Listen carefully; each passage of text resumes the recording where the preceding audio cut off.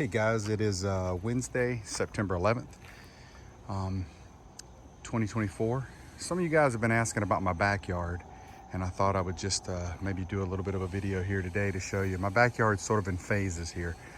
This area here, let me go wide. This area here is out by the pool. Good area except for where my dog pees. That's a constant battle here, but very thick, very good, has always done well. Gets a lot of sunlight. As you can tell, gets a lot of sun.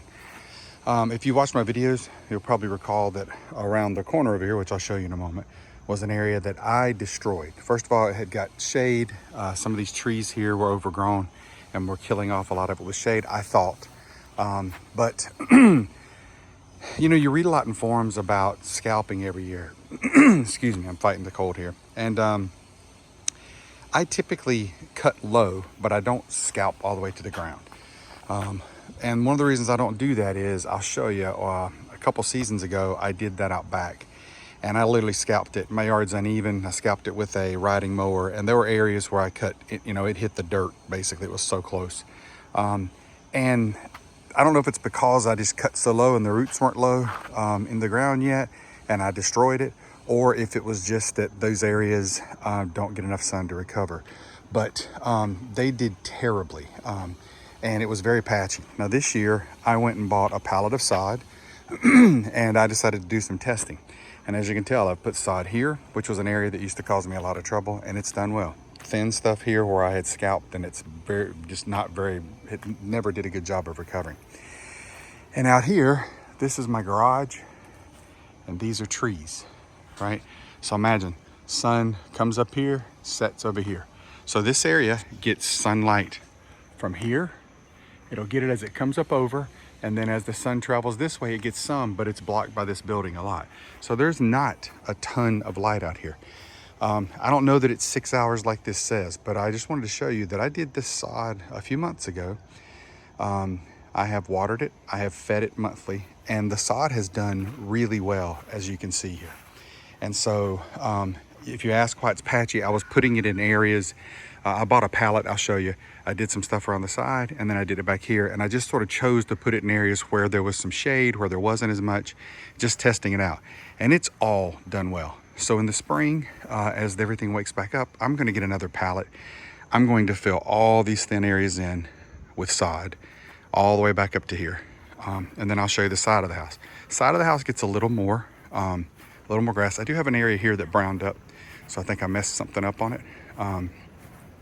But as you can see, the areas through here where I have put more and more sod down and done watering, this area's done really well. I haven't had any trouble. I haven't had I fought my neighbor's got some bermuda that we're fighting in his yard. As you can see, we've treated it here recently with some Fusillade 2 and killing it off, but some of that grown over I've had to treat. But where I put the sod down in here did great. So again, spring, I'm coming in, I'll be sodding all these areas all the way up through here and get it all completely done. So all in all, I'm very happy with it.